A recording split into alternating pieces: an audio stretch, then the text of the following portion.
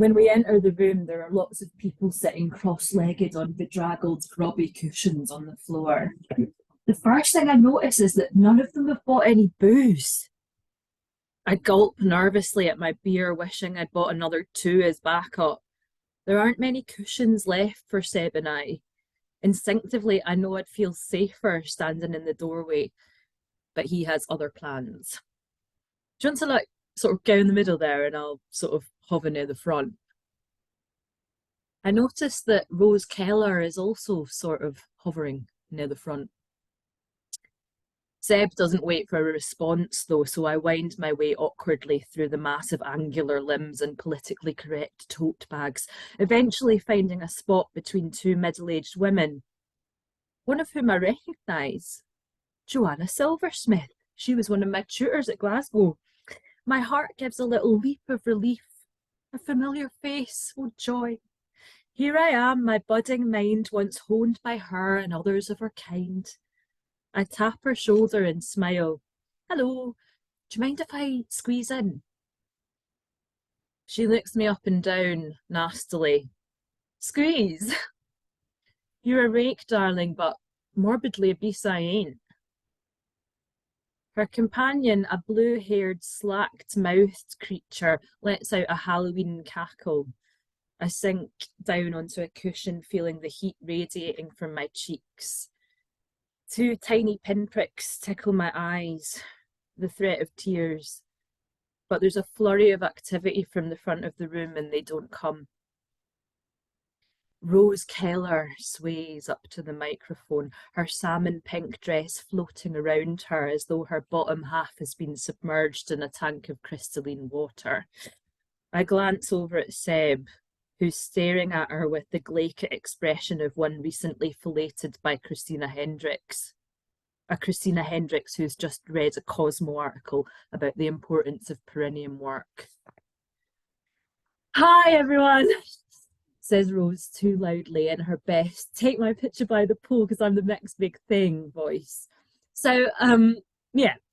Okay, so, like when I first came to Glasgow, I thought, fuck, okay, sure, it'll be an experience, but like in terms of the poetry scene, I'm a Bristol girl, so you know.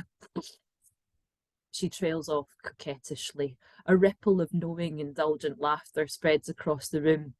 So, yeah, I thought, let's bring a voice to this city. And we have some fantastic artists here tonight. So without further, whatever, we all hate a cliche in here. Let me introduce the gorgeous Guy Banks. Guy Banks is from Reading. He's got things to say about the gentrification of Finiston, where he moved 2 months ago. He stands too close to the microphone so I can hear the spit clicking about in his mouth as he speaks.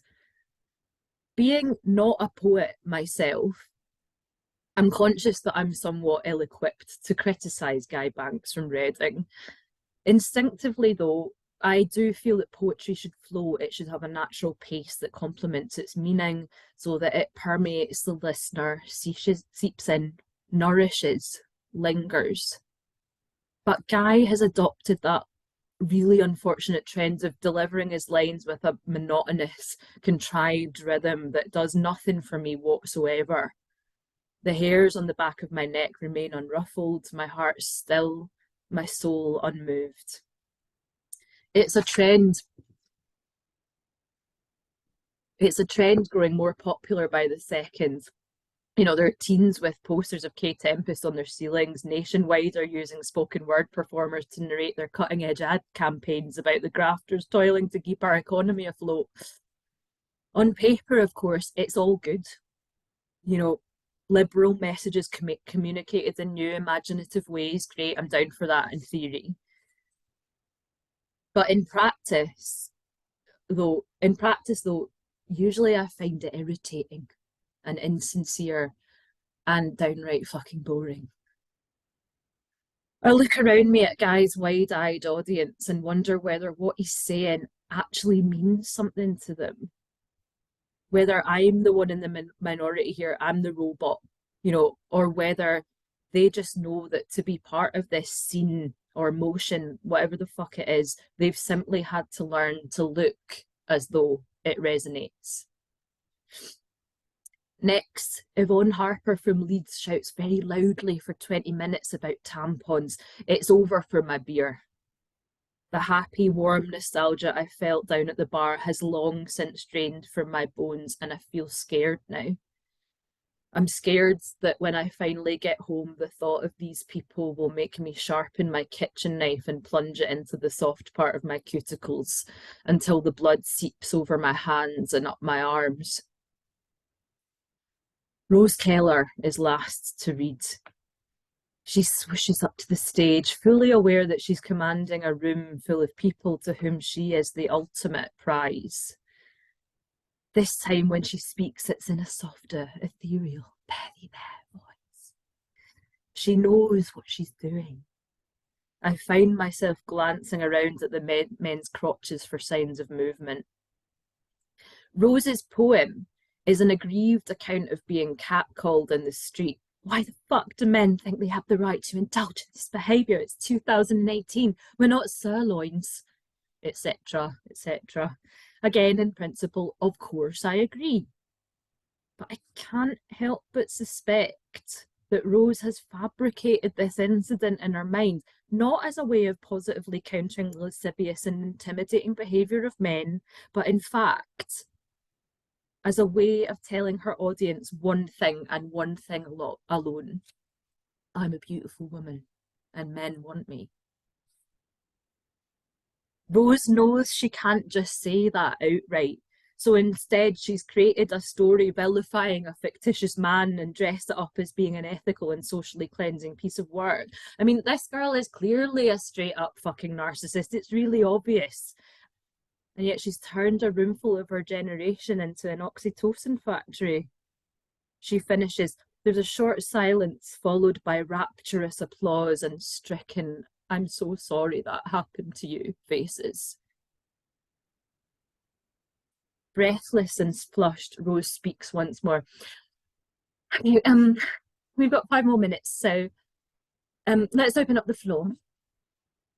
Thing is, right, if I were to go up there, get up to that microphone and say what I believe to be the crux of Rose's agenda, I would be shot down in fucking flames. And I know the majority of people who come here wouldn't understand what I was getting at. They'd have me down as anti-feminist, on the wrong side, part of the problem. But isn't that a bit like, heck? Yes, I'm appalled by any man who takes advantage of his physical or social superiority over any woman. Absolutely. Yes, it should be fought against.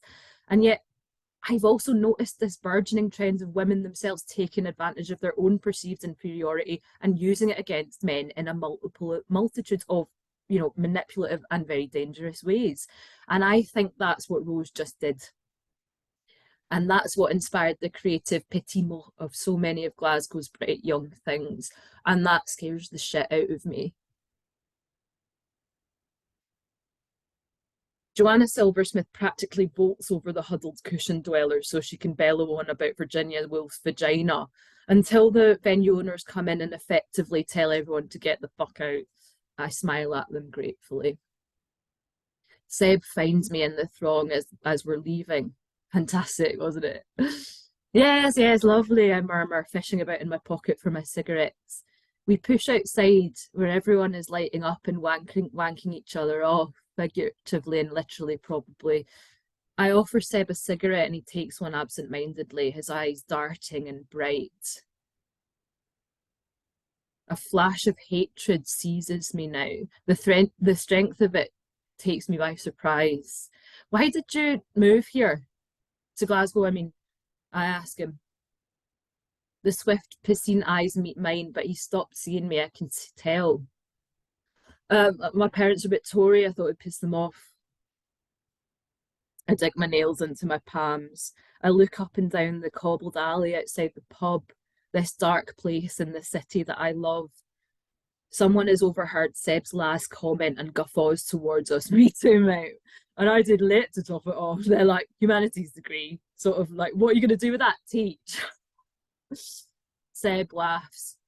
I know, but after seeing something like that, you just think like, God, us humanities folk have just got such a lot of heart. I could lose it now. I could lose it. I could really go for it. I could say, why the fuck do you have to say humanities? Why can't you just say you studied fucking English or, sociology or whatever the fuck?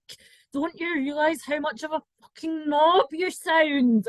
I mean, I don't know what you're talking about. Don't you realize how alienating and meaningless everything you say actually sounds? Or, are you putting us all in the same bracket deliberately because you have a fucking massive chip on your shoulder?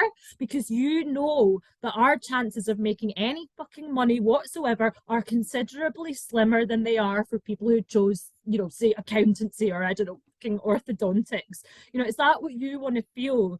Oh yes, oh us humanities folk, we're all in it together.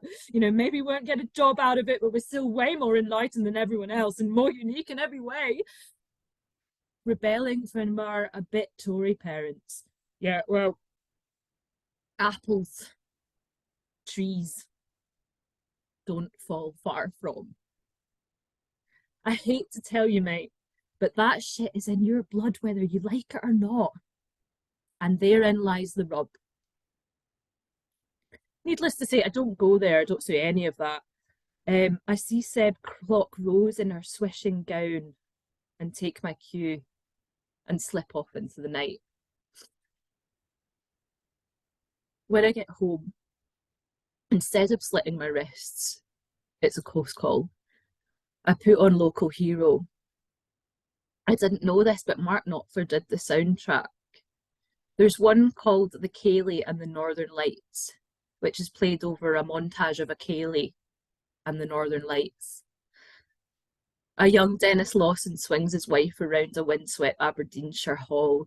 People drink whiskey, sing into microphones, snog, laugh. Outside the village hall, apart from the churning sea, there's peace. I fall asleep trying my best to think about that beach, that sublime northern sky. I fall asleep trying not to lose hope.